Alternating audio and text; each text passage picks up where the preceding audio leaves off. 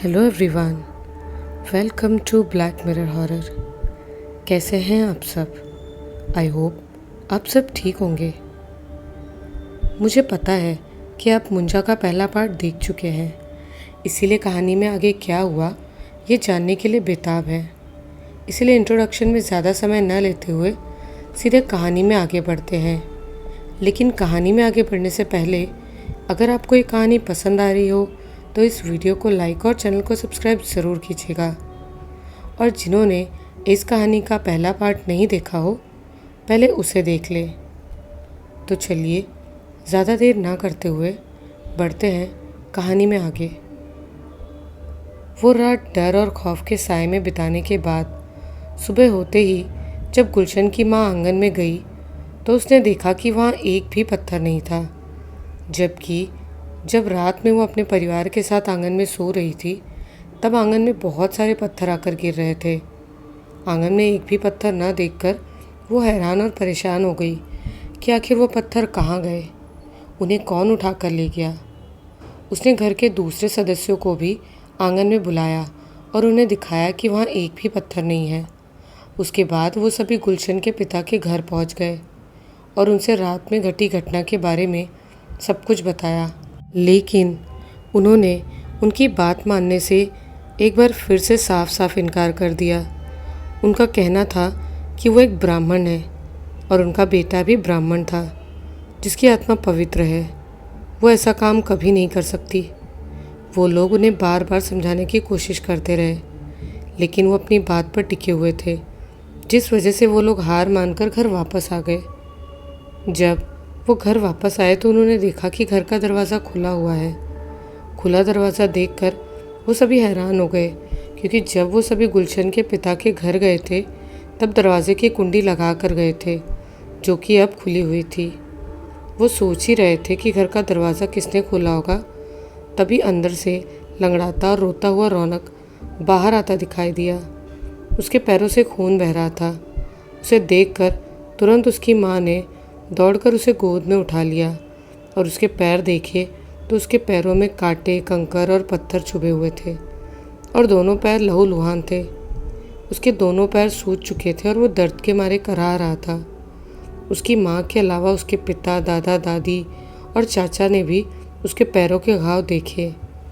उन लोगों को उसके पैरों के घाव जितना परेशान कर रहे थे उससे ज़्यादा परेशान उन्हें ये बात कर रही थी कि आखिर वो अपने नाना नानी के यहाँ से आया कैसे, वो भी पैदल चलकर, क्योंकि उसके घाव इस बात की गवाही दे रहे थे कि वो पैदल चलकर ही आया था। उन्होंने घर के अंदर उस शख्स को ढूंढा जिसके साथ वो आया था, लेकिन घर के अंदर कोई भी नहीं था। उन्होंने रौनक से भी पूछा कि वो किसके साथ आया है, लेकिन वो कुछ नहीं बोला, सिर्फ रोता रहा। रौनक किसी के साथ आया है वो लोग ऐसा इसलिए समझ रहे थे क्योंकि उसके नाना नानी का घर वहाँ से लगभग 35 से 40 किलोमीटर दूर था और इतनी दूर से एक 8 साल का बच्चा अकेले नहीं आ सकता, वो भी पैदल चलकर। रौनक के पिता उसे आनन फानन में डॉक्टर के पास ले गए और उसके घाव की मरहम पट्टी करवा लाए। वो जब घर वापस आए तो उन्होंने देखा कि घर पर पहले से ही रौनक के मामा मौजूद है। उन्होंने बताया कि जिस दिन से वो रौनक को उनके पास छोड़कर गए थे उसी दिन से वो अजीब हरकतें करने लगा था। वो ना तो किसी से बात करता था और ना ही अपनी उम्र के किसी भी बच्चे के साथ खेलता था। वो हर वक्त अकेला गुमसुम बैठा रहता था। वो कभी अकेले में हंसने लगता तो कभी किसी से बातें करने लगता और कई बार तो वो अकेले खाना भी नहीं खाता था, एक और थाली लगाने की ज़िद करता था। जब तक एक और थाली नहीं लगा दी जाती थी तब तक वो खाना नहीं खाता था। पूछने पर कहता कि उसका दोस्त भी खाना खाएगा। दोस्त का नाम पूछने पर वो उसका नाम गुल्लू बताता था। पहले तो हम सबको लगा कि उसका अपने दोस्त के लिए मासूम प्यार है, जो उसके मरने के बाद भी उसे अपने पास महसूस करता है, उसे भूल नहीं पा रहा। शुरू के 1-2 दिन तो हमें उसका ऐसा बर्ताव सामान्य लगा। हम सोच रहे थे कि उसे अपने दोस्त की मौत का सदमा लगा है और वो उसके साथ बिताए पलों को याद करके हंसता और उसके बारे में सोचकर उससे बातें भी करता और खेलता भी है। बीतते दिनों के साथ वो अपने दोस्त की मौत के सदमे से उबर जाएगा, लेकिन ऐसा बिल्कुल भी नहीं हुआ। एक दिन मैंने ज़बरदस्ती उसे पड़ोस के रहने वाले उसी की उम्र के एक लड़के के साथ खेलने भेज दिया था, लेकिन खेलते खेलते उस लड़के को चोट लग गई और उसके हाथ से खून बहने लगा। उस दिन से वो उसके साथ दोबारा खेलने नहीं आया। पूछने पर उसने बताया कि वो रौनक के साथ जब खेल रहा था तो उसे एक काली परछाई दिखाई दी जिसने उस पर हमला कर दिया और उसके हाथ में घाव हो गया। हालांकि वो छोटा बच्चा था, इसलिए उसकी बातों पर किसी ने भरोसा नहीं किया। उस दिन के बाद से पूरे घर वालों ने उसके साथ किसी साये को महसूस किया है। कई बार हम सबको घर में काली परछाई दिखाई दी जो एक छोटे बच्चे की थी और उसके हाथ में एक डंडा भी था। वो जब भी अकेले में खेलता या बातें करता या खाना खाता तब सबको उसके साथ एक काली परछाई दिखाई देने लगी थी। न सिर्फ दिखाई देती, उसकी अजीब सी शक्ति भी हमें महसूस होती थी। जब भी कोई उसे अकेले में खेलने से रोकता था या उससे बात करने और हंसने का कारण पूछता था, तब ऐसा एहसास होता था जैसे उसका शरीर भारी हो रहा है और उसके अंदर से सारी खुशी और उत्साह खत्म हो जाती थी और मन दुखी और मायूस हो जाता था। वो एहसास बहुत ही डरावना होता था। एक बार मैं रौनक को अपने गांव के एक तांत्रिक के पास भी लेकर गया और उसके साथ हम सब के साथ जो कुछ भी हुआ उसके बाद वो उसके बारे में उसे सब बताया। लेकिन उसने कहा कि उसके साथ कोई भी आत्मा नहीं है, वो बिल्कुल सामान्य है। उन्होंने बीती रात की बात भी बताई कि रौनक कैसे वहाँ से बिना किसी की जानकारी के यहाँ भाग आया। उन्होंने बताया कि रात के समय घर के सभी लोग खाना खा रहे थे, तभी रौनक बोला, मुझे अब यहाँ नहीं रहना, मुझे अब अपने घर जाना है। मेरा दोस्त रोज़ मुझसे पैदल चलकर मिलने आता है, जिस वजह से उसके पैरों में छाले भी पड़ जाते हैं। वो जब मेरे साथ रहता है तो उसे अपने माता पिता की याद भी आती है। उसे यहाँ बिल्कुल भी अच्छा नहीं लगता। वो मुझे रोज़ अपने साथ चलने को कहता है। मुझे उसके साथ जाना है। मैंने उससे कहा कि सुबह होते ही मैं तुझे तेरे घर छोड़ आऊँगा, लेकिन वो रात में ही घर से जाने की ज़िद पर अड़ गया। उसकी नानी ने उसे जैसे तैसे समझा बुझाकर अपने पास सुला लिया, लेकिन जब सुबह नींद खुली तो उन्होंने देखा कि रौनक उनके पास नहीं है। हम सब ने उसे घर और गांव में बहुत ढूंढा, लेकिन वो हमें कहीं नहीं मिला, जिसके बाद मैं तुरंत यहाँ के लिए निकल पड़ा ताकि मैं आप सबसे उसके बारे में बता सकूं। और यहाँ आकर देखा कि वो यहाँ पर है। वो बहुत ज़्यादा हैरान थे कि रौनक अकेले इतनी दूर से घर तक कैसे आ गया। उसे डर भी नहीं लगा, जबकि वो अंधेरे से बहुत डरता था। रौनक के पिता ने भी उसके मामा से वो सब बताया जो पिछले कुछ दिनों में घर में हो रहा था। वो दोनों आपस में बातें करके ये तो समझ गए थे कि रौनक के साथ गुलशन का ही साया रहता है जो उसे अकेला नहीं छोड़ता, और वो ये नहीं चाहता कि वो उससे दूर जाए। वो उसे नुकसान भी नहीं पहुंचाता। ये जानकर कि रौनक को गुलशन की आत्मा परेशान कर रही है, वो दोनों उसे किसी तांत्रिक के पास ले जाने के बारे में बात करने लगे। मैं रौनक को अपने गांव के एक तांत्रिक के पास ले गया था, लेकिन उसने बताया कि रौनक के आसपास कोई भी रूह नहीं है। रौनक के मामा बोले। तभी रौनक के पापा को याद आया कि पड़ोस के गांव में एक बहुत पुराना और चमत्कारी हनुमान जी का मंदिर है, जिसके पुजारी हैं पंडित दीनानाथ। वो हनुमान जी के बहुत बड़े भक्त हैं। लोग दूर दूर से उनके पास झाड़ फूँक करवाने आते हैं, लेकिन वो सिर्फ मंगलवार के दिन ही झाड़ते थे और उस दिन सोमवार था, इसलिए वो दोनों अगले दिन रौनक को उनके पास ले जाने का फैसला करते हैं। उस दिन रौनक के मामा वहीं रुक जाते हैं। उस दिन रौनक दिन भर सोता रहा। शाम को जब उसकी नींद खुली तो उसकी माँ ने उसे खाना खिलाया और उसने अपनी गोद में लेकर कमरे में बैठ गई। नहीं, मुझे आज नहीं खेलना, मेरे दोनों पैर बहुत दर्द कर रहे हैं। मैं रात में मना कर रहा था कि मुझे नहीं जाना, फिर भी तू ज़बरदस्ती मुझे ले आया। रौनक बोला। क्या हुआ बेटा, तुझे कौन खेलने को बोल रहा है और कौन तुझे रात में कहाँ ले गया? माँ, गुल्लू, वही मुझे हर वक्त खेलने को बोलता है, और मैं जब मामा के यहाँ था तो मुझे किसी और के साथ खेलने नहीं देता था। वो देखो दरवाजे पर खड़ा है। रौनक दरवाजे की तरफ इशारा करते हुए बोला। वहाँ कोई नहीं है बेटा। नहीं माँ, देखो ना, वहाँ गुल्लू खड़ा है, उसके हाथ में डंडा है, पैरों में लकड़ी की चप्पल है और वो मुझे देखकर हंस रहा है। रौनक की बातें सुनकर उसकी माँ के अंदर खौफ भर जाता है और वो उसे अपने सीने से चिपका कर ज़ोर से चीख पड़ती है।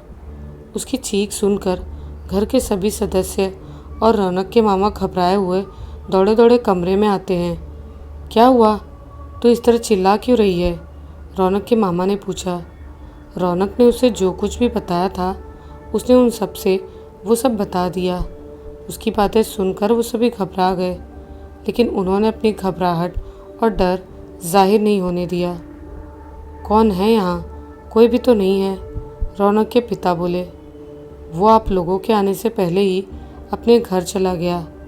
आप लोग मुझे उसके साथ नहीं खेलने देते ना, और मुझे उससे दूर भेज दिया था, इसीलिए वो आप सबसे बहुत गुस्सा है, रौनक बोला।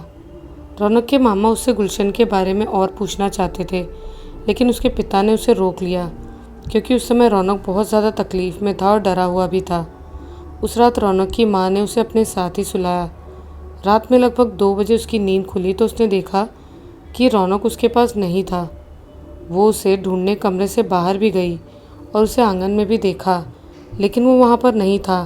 वो उस कमरे में भी गई जहाँ उसके पापा और मामा सो रहे थे, लेकिन वो वहाँ पर भी नहीं था। रौनक अपने दादा दादी के पास भी नहीं था। पिछली रात की घटना की वजह से कोई भी आंगन में नहीं सोया था। वैसे आपको याद ही होगा कि पिछली रात क्या हुआ था। फिर भी अगर भूल गए हो तो बता देती हूँ कि पिछली रात आंगन में कोई पत्थर मार रहा था। वो कोई और नहीं बल्कि गुलशन की ही रूह थी। उन सभी ने मिलकर गुलशन को पूरे घर में ढूंढा, उसे आवाज़ भी लगाई, लेकिन वो कहीं नहीं मिला। तभी उसकी माँ की नज़र बरामदे के दरवाजे पर पड़ी, जिसकी कुंडी खुली हुई थी। वो घर का मुख्य दरवाज़ा था। दरवाजे की खुली कुंडी देखकर वो तुरंत समझ गई कि गुलशन बाहर गया होगा। वो तुरंत बाहर भागी। उसके पीछे बाकी लोग भी भागे और उसके कहने पर वो सभी रौनक को ढूंढने लगे, लेकिन वो घर के बाहर भी नहीं था। उन्होंने उसे आवाज़ भी लगाई, लेकिन उसने उनमें से किसी की भी बात का जवाब नहीं दिया। रौनक के इस तरह गायब हो जाने से उसकी माँ और दादी का रो रोकर बुरा हाल था। तभी उसकी दादी की नज़र खून के धब्बों पर पड़ी। उस वक्त घर के बाहर बल्ब जल रहा था। वो खून के धब्बे नहीं, छोटे छोटे पैरों के निशान थे, जो किसी और के नहीं बल्कि रौनक के ही थे। वो सभी रात के अंधेरे में लालटेन लेकर खून के उन धब्बों का पीछा करने लगे। कुछ दूर तक तो खून के धब्बों के वो निशान हल्के थे, लेकिन जैसे जैसे उनका पीछा करते हुए आगे बढ़ रहे थे, वो निशान साफ होते जा रहे थे। खून के धब्बों के निशान छोटे छोटे पैरों के रूप में थे, जो एक के पीछे एक बने हुए थे। उन निशानों का पीछा करते हुए वो सभी गांव के बाहर पहुंच चुके थे। तभी रौनक की दर्द भरी चीख सुनाई दी। वो चीख पीपल के पेड़ के पास से आ रही थी। रौनक के पापा, चाचा और उसके मामा ने लालटेन लेकर तुरंत उसकी तरफ दौड़ लगा दी।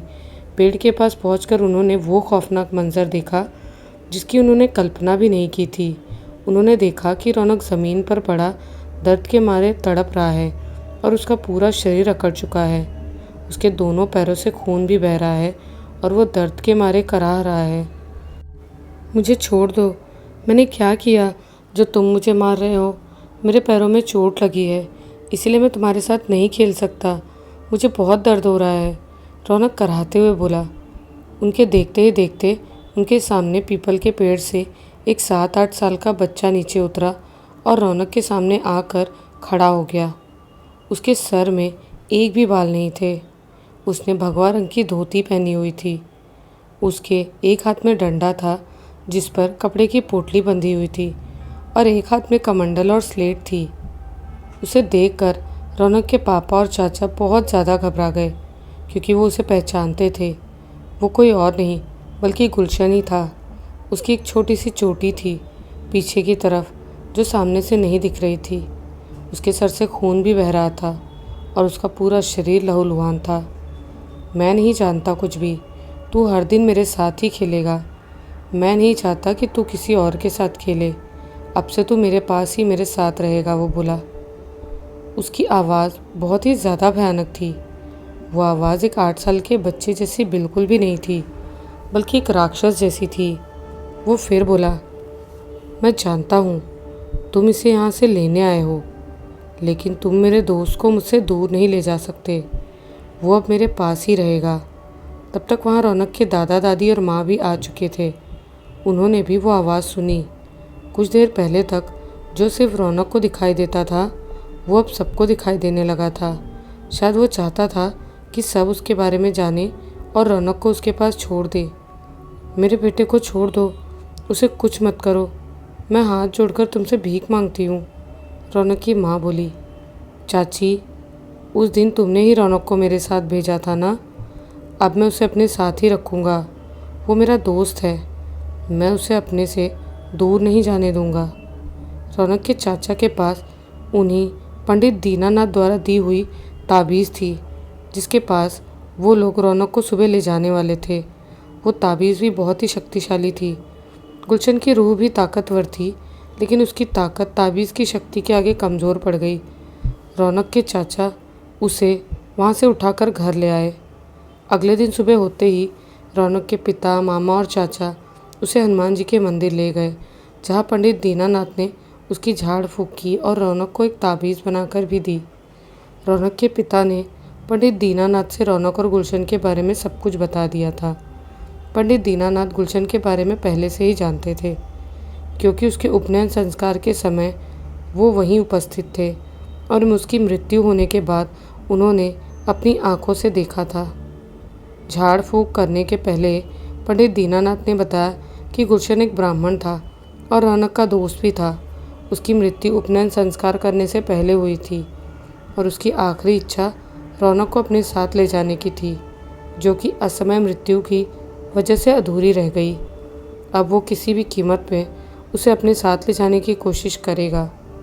उसकी आत्मा इतनी शक्तिशाली है कि उसे वश में नहीं किया जा सकता, ना ही मंत्रों द्वारा उसे भगाया जा सकता है, क्योंकि गुलशन मरने के बाद अब मुंजा बन चुका है। मुंजा इतने शक्तिशाली और पवित्र आत्मा होती है कि उसे कोई भी काबू नहीं कर सकता। मुंजा को सभी वेदों का ज्ञान होता है। पवित्र होने के साथ ही मुंजा राक्षसी प्रवृत्ति की आत्मा होती है। वो तब तक भटकती रहती है जब तक कि उसकी आखिरी इच्छा पूरी नहीं हो जाती। ये जानकर रौनक के पिता बहुत ज़्यादा घबरा गए और पंडित जी से उस मुंजा के चंगुल से अपने बेटे को छुड़ाने का उपाय पूछा। पंडित जी ने उपाय बताते हुए कहा कि एक ही तरीका है जिससे वो रौनक का पीछा छोड़ सकता है, उसे खुश करके और समझाकर। उसके अलावा कोई दूसरा तरीका नहीं है। पंडित जी ने रौनक को एक ताबीज़ भी बना कर दी और कहा कि ये ताबीज़ कुछ दिनों तक तो मुंजा को इसके पास आने से रोक सकती है, लेकिन हमेशा के लिए नहीं। रौनक की झाड़ फूँक कराने के बाद उसके पिता गुलशन के घर पहुंच गए और उसके माता पिता से वो सब बताया जो पंडित जी ने उन्हें बताया था। इस बार उसके माता पिता उनकी बातें नहीं झुठला सके। रौनक के घर वाले पहले भी जब 2 बार गुलशन के घर वालों के पास गए थे उसकी रूह के बारे में बताने, तब भी वो जानते थे कि वो सच बोल रहे हैं, क्योंकि गुलशन की आत्मा उनके घर आती थी और वो उन्हें महसूस कर सकते थे। लेकिन तब उसके पास कोई भी सबूत नहीं था, जबकि इस बार पंडित दीनानाथ ने खुद उन्हें गुलशन की रूह के बारे में बताया था। वो उनकी बात नहीं झुठला सकते थे। गुलशन मतलब मुंजा को उसके घर वाले देख नहीं सकते थे, सिर्फ महसूस कर सकते थे। रौनक के घर वाले भी उसे सिर्फ एक ही बार देख पाए थे, लेकिन वो रौनक को दिखाई देता था और उससे बातें भी करता था। पंडित दीनानाथ द्वारा दिए गए ताबीज़ का असर कुछ दिनों तक ही रहा और जब उसका असर खत्म हो गया तो वो अपने आप ही कटकर गिर गया।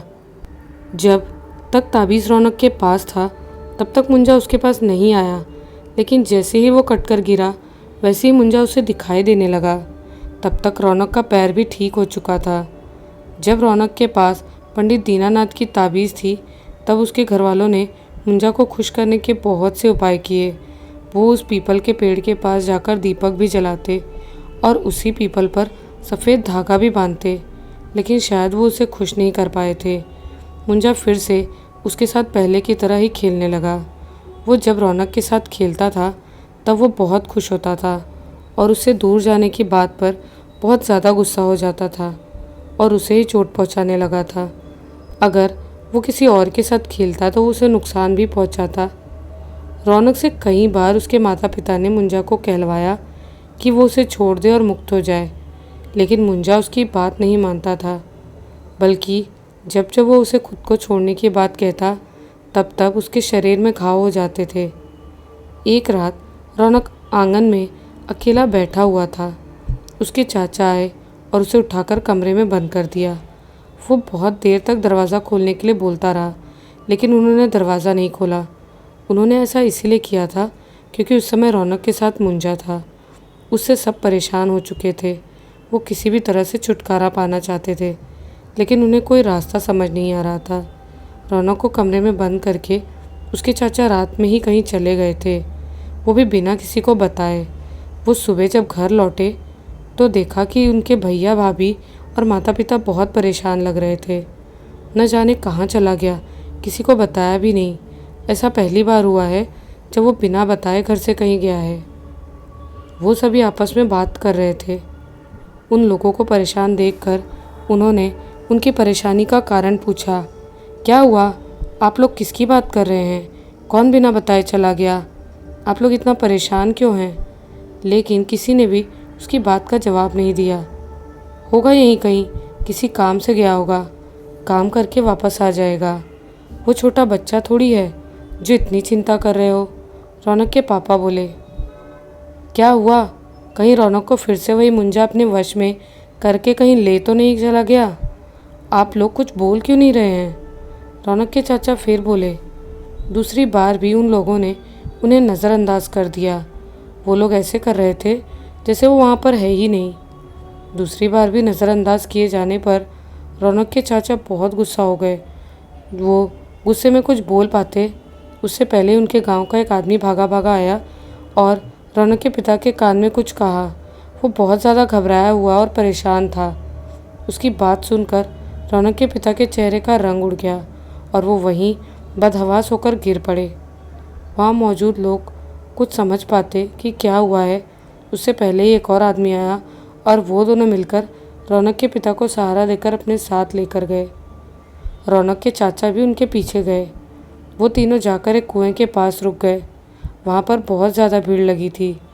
वो सभी बहुत ज़्यादा दुखी और परेशान लग रहे थे। कुएं के पास इतनी भीड़ देखकर वो समझ गए थे कि शायद कुएं में गिरकर किसी की मौत हो गई है, क्योंकि पिछले 2-3 महीनों में गांव के ही 4 लोग उस कुएं में गिरकर मर चुके थे। रौनक के चाचा का शक बिल्कुल सही था। कुएं के पास एक लाश पड़ी हुई थी, जिसे देखकर रौनक के पिता उसे लिपट कर ज़ोर ज़ोर से रोने लगे। मेरे भाई, ये तूने क्या किया? उनके रोने से रौनक के चाचा का दिल बैठ गया। वो थर-थर काँपने लगे, क्योंकि वही तो उनके भाई थे।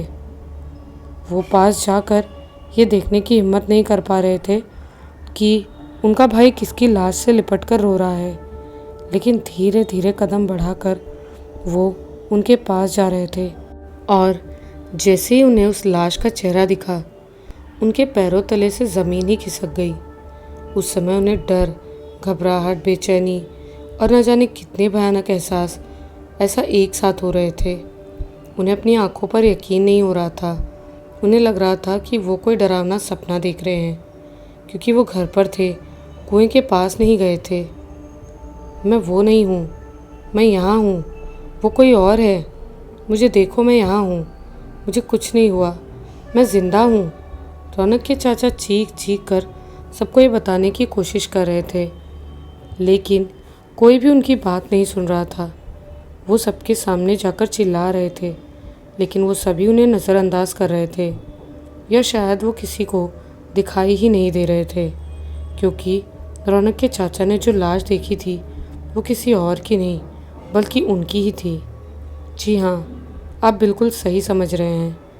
रौनक के चाचा ने जब रात में उसे कमरे में बंद कर दिया था, तभी मुंजा ने उन्हें अपने वश में कर लिया था और उसी ने उन्हें कुएं में डुबाकर मार दिया, क्योंकि वो मुंजा और रौनक के बीच में आ रहे थे। उनसे पहले भी जो 4 लोग उस कुएं में डूबकर मरे थे, उन्हें भी मुंजा ने ही अलग अलग कारणों से मारा था।